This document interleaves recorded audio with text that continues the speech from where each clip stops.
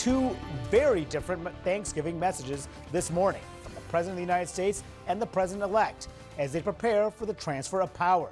President-elect Trump posted this message on Truth Social early this morning, saying, "Happy Thanksgiving to all, including the radical left lunatics who have worked so hard to destroy our country, but who have miserably failed and will always fail. Don't worry, our country will soon be respected, productive, fair, and strong, and you will be more than ever before proud to be an American." And moments ago, we heard from President Biden. He was visiting a firehouse on Nantucket where he's spending the holiday. This is what he said. I'm thankful for a peaceful transition in the presidency, and I'm thankful for the fact that I think with the grace of God, with good neighbors, with a little luck, we're going to get some more progress in the Middle East.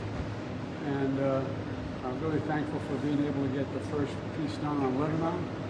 There's a lot to be thankful for. And we have reporters with both the current and future president. Steve Contorno is in West Palm Beach. Arlette Saenz is on Nantucket. So Arlette, we're going to start with you. President Biden made a little news this morning. What did he say? Yeah, before President Biden gets to his Thanksgiving dinner, he did speak with reporters and specifically addressed these new proposals from President-elect Trump to raise significant tariffs on imports from Mexico and Canada. The President Biden said that he thinks that Trump should reconsider that, warning that it could jeopardize relations with two of the United States' closest allies. These comments are significant for President Biden, who has really refrained from weighing in or criticizing any of Trump's policies since the election earlier this month. President Biden has long warned that he believes tariffs could have an inflationary impact on the U.S., but now he is warning that it could threaten relations with Mexico and Canada. Take a listen. I hope he rethinks it. I think it's a counterproductive thing to do. You know, look, one of the things you've heard me say before that we have an unusual situation in America. We're surrounded by the Pacific Ocean, the Atlantic Ocean, and two allies, Mexico and Canada. And the last thing we need to do is begin to screw up those relationships.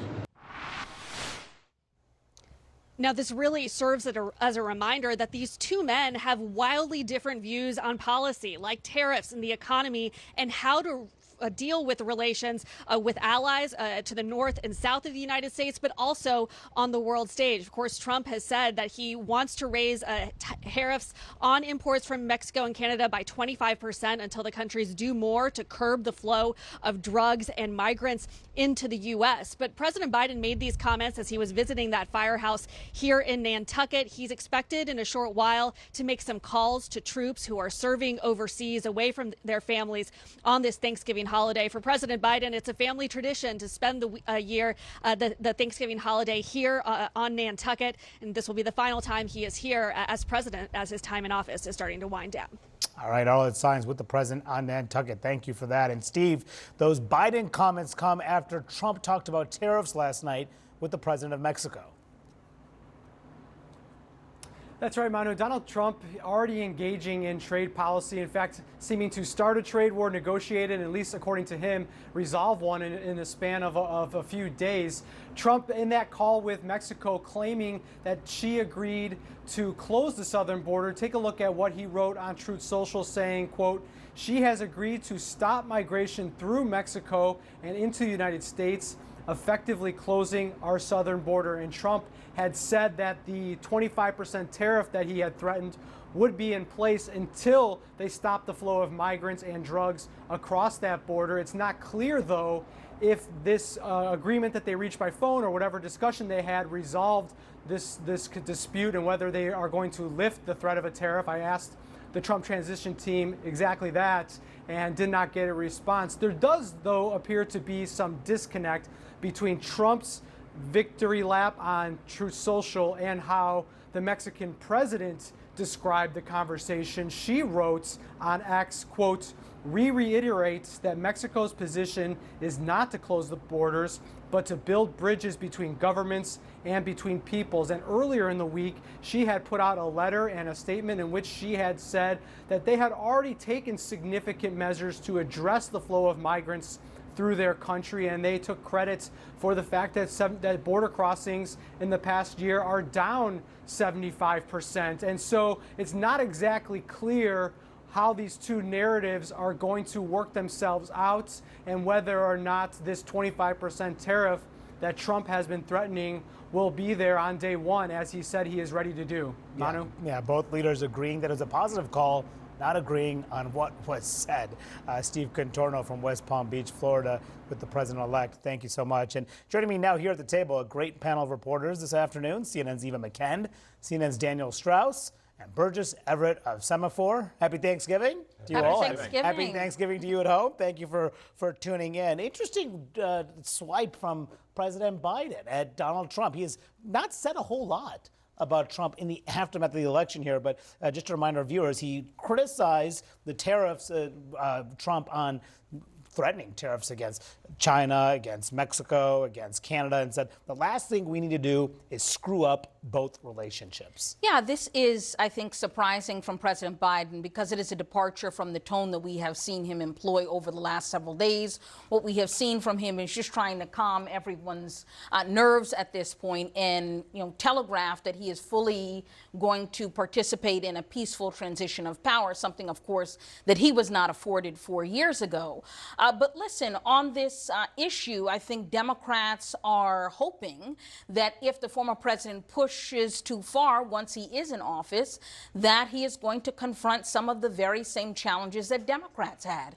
And that is in terms of the cost of living. You don't want to do anything to make Americans' lives more expensive. That was part of the message that we received in this election. Oftentimes there's one president at a time, but there's now seems to be two presidents at a time. Trump very much deeply engaging on policy, making threats about tariffs, talking to foreign leaders, talking about things that he would do as that he was coming in. This is much different than Trump in 2017, the transition that happened then, where there was a lot of infighting. They were still struggling to get people just to fill out the government. Now Trump very much trying to drive policy before he's even in office. And look, that's part of Trump's pitch for a second term, which is that in the first term, as he said, he didn't know enough people in Washington, didn't know the ways of Washington. And now, as he would note, he knows everyone in Washington, and he's much more comfortable into the role that he's inheriting once again. So he is eager to contrast himself with the outgoing administration and really install the policies that he promised and he feels are going to catapult the country like a rocket, he would say, economically during his administration. And he's not as interested in affording the longstanding tradition of staying out of the last administration during this overlap period. Yeah, and on one of those things, this conversation with the Mexican president saying on Truth Social, of course, that she had agreed to effectively close our southern border. That's not what she said she agreed to. But just a reminder of where things are on the issue of border crossings, illegal border crossings. They're actually down significantly since the height of it back late last year in December, all the way down through now. A lot of it stemming from Biden's executive orders that came as a result of a lot of pressure and the failure to act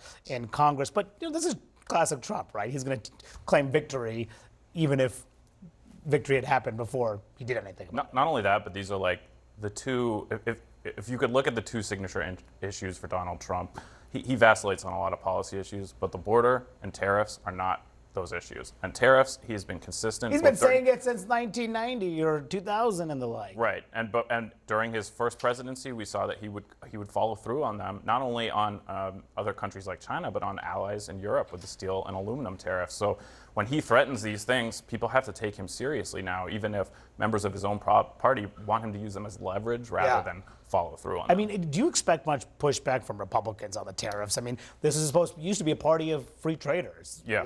This used to be the Bush policy that pushed for free trade policy. Obviously, it's much different now, but when you're talking to Republicans on the Hill, is there going to be pushback on this? I mean, the party has changed, but it's a party in transition, especially in the Senate, where you and I spend a lot of our time. These folks were around, many of them, in Congress 20 years ago. They are still free traders, a lot of them. So there's a big divide there. And I think at this point, Trump's not president yet. It's kind of unclear whether he's going to follow through on these tariffs right away. So what Republicans are going to say is, well, he's just using this for a negotiating position. He's just using this for leverage to stem border crossings, stem fentanyl coming into the country.